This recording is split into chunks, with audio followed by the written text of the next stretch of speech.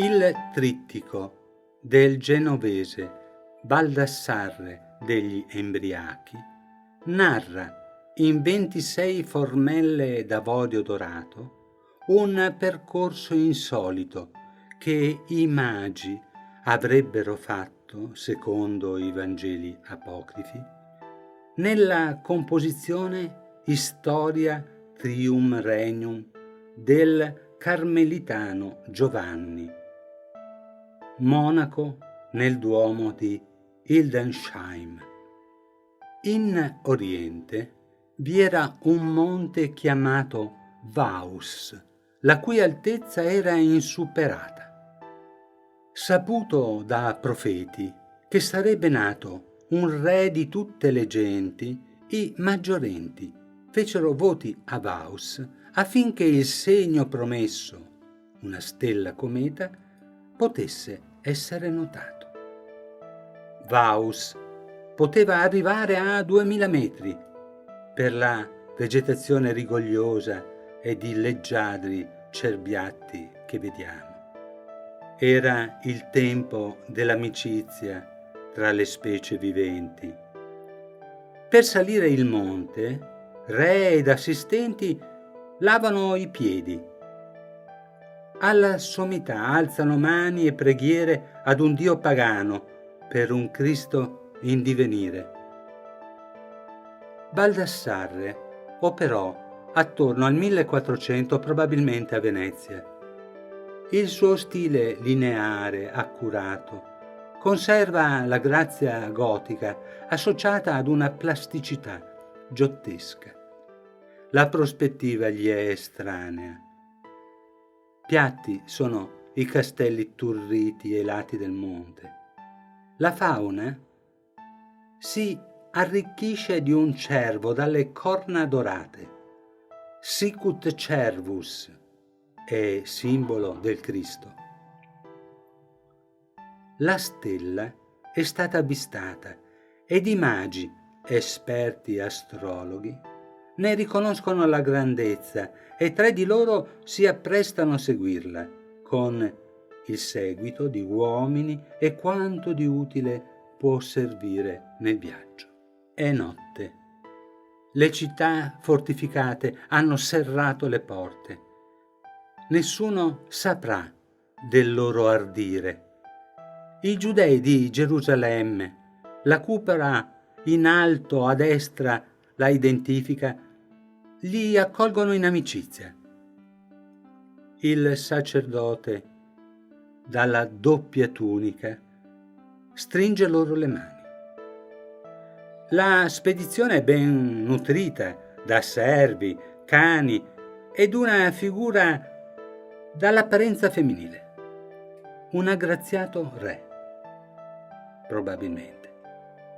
Chiedono al re dei Giudei e questi li accompagnano da Erode. Siamo nella sua reggia, al centro di Gerusalemme.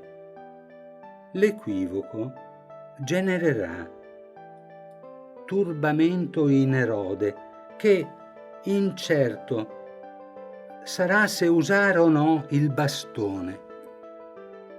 Preziosa è la decorazione del suo mantello, giovane di volto, regale il portamento. Purtroppo i piedi sono fuori assetto rispetto al busto. Ascolta attento, i suoi mostrano sorpresa, persino inquietudine. I paggi vivono in un altro mondo, non conoscono la lingua dei potenti. Erode convoca nottetempo il Gran Consiglio. Racconta compostamente, ma dentro freme. Il re son me, urla dentro di sé. I sapienti saggiamente, alzando un dito per chiedere, prendono tempo. Si dice, qualcuno ha detto, pastori venuti da Betlemme, di una stella, e chi l'ha vista, tuttavia, è sorpreso. Erode prende il toro per le corna e con cuore fermo annuncia ai magi che vadano a cercarlo altrove, magari a Betlemme. Se lo dovessero trovare, lo informino. Quello, se c'è, s'è fatto beffa del mio volere. La stella non desiste dall'illuminare. La si vorrebbe cadente. Essa deciderà quando e dove. Si parte, lancia in spalla, cassetta di prima necessità, armenti e viveri. Non è una scampagnata fuori porta. Sono in missione, ricorda il primo dei tre che, a giudicare dalla barba, doveva saperla lunga. Indica la stella che sfugge e che sfuggì ad Erode e ai suoi sapienti. All'adorazione sono tutti presenti con doni d'oro, incenso e mirra. Quest'ultimo, si sa, è resina purificante. In una stalla può servire. I protagonisti in cielo. Dio vigila. 2 colombe atterrano, servi e pastori pregano. Melchiorre si prostra, baciando i piedi del bimbo.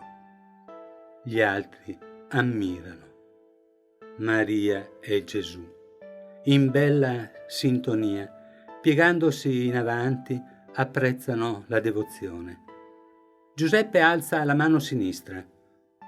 Un falegname sa come trattare il legno, degli uomini diffida, e ben fa. Infatti, nel sonno, un angelo raccomanda ai re di non tornare a Gerusalemme, di tacere ad Erode ogni particolare. Nella stalla, con cappello fenicio, gli staglieri spazzolano i cavalli, tozzi nelle zampe, ben fatti nel muso. Gerusalemme ed il suo potere sovrasta la scena. Il viaggio riprende. Si va ad est, verso il sole nascente. Gli arcieri han pronte le lance, nell'eventualità che qualcuno spifferi ad Erode la strada scelta per tornare. Si va, indica il primo, e non c'è da obiettare, conclude Melchiorre. E noi con lui.